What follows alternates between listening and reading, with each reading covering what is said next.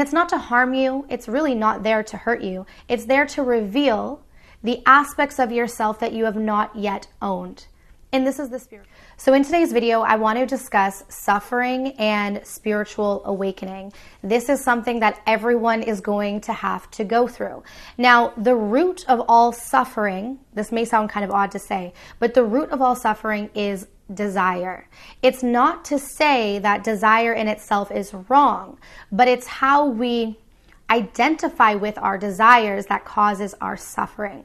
So if you've noticed, the more you suffer, often the more you are attached to something. And if we even break it down a little bit further, attachment is really the fear of loss, okay?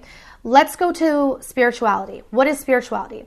It is essentially love versus fear, right? We come into this world, it's a dualistic experience, and so we have the opposite of who we are. We experience the opposite of who we are, which is fear. And so we come into this world and we are essentially drawn into this illusion that makes us believe that we are separated from our truth, which is love. And thus emerges desires, right? Human desires. This belief that we are not already whole and complete. Thus, I need these outside desires to fulfill me, right? To make me whole, to make me complete. And you see this in, romantic comedies, rom-coms, romantic movies. You see this whole sort of desperate love story. And essentially what that is the ego trying to satiate itself, the ego trying to fill itself up through some sort of outer stimulus, right? AKA a person. But we can do that with anything. We can try to fill ourselves up and make ourselves whole with anything. It could be with money. It could be with status. It could be with friends, right? And so the lie that we've been fed in this society, in this world, in this three-dimensional world, is that we are not already whole and complete as we are. So we're all running around feeling a sense of lack, trying to get our needs met. And what this does, because we're in a state of needing, which is fear repels.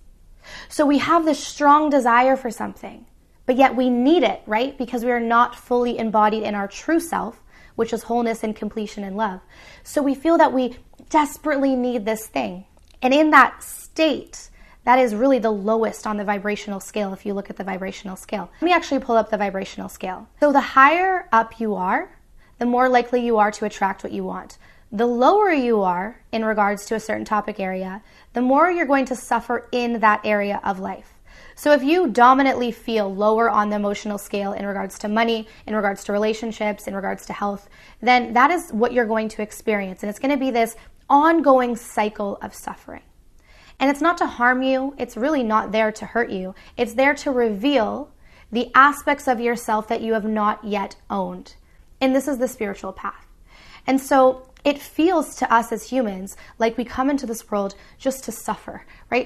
I'm sure that many of you have felt this way, and I know this because I've talked to you guys one-on-one, and I've heard your stories, and I've heard the suffering. And so we come into this dualist experience, we forget why we came here, right? So when you watch these videos on spirituality, when you read these books, you have this aha moment, you have this click, you have this, oh, this sounds right? This sounds true. Because that's your higher self calling you back. And so every time we begin to own who we are, we begin to find the missing parts of ourselves and we fill them up ourselves first. So if I feel that something is missing within me, I don't go out there and look for it and search for it. The real spiritual work is to go within and find it within. Because then I release the fear. I release the attachment. I no longer am worried about not having it, about needing it, about fearing losing it. And when I release all of that fear, what happens? I create an energetic current that allows it to come in. Things come to you, things are drawn to you through the vibration of love. And love is trust, and love is surrender. Fear is attachment and holding on tightly and control and manipulation. And we see this so much in our relationships, right? The stronger connection we have to our authentic self, the less fear we have, the safer we feel in our body. And when we are in that state, we don't feel the need to control.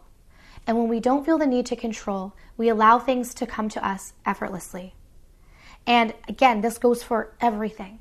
So your suffering does serve a purpose, because your suffering is revealing your desires, and your desires are revealing where you have not yet owned who you truly are. If this video resonates for you today and you're on the spiritual path and you're confused and you're lost and you're needing guidance, I do have a spiritual toolkit. So I've taken everything that I've learned on my spiritual journey and put it into a toolkit. This is written and video content. In addition, I have a 3-week and a 6-week coaching program where it is my intention to help you come back into alignment with your higher self, learn to love yourself on the deepest level possible, and thus naturally draw in what it is that you want. So if that interests you, the information is going to be down below in the description box. All right, but I'm sending you guys absolute love and light, and I'll see you soon. Take care.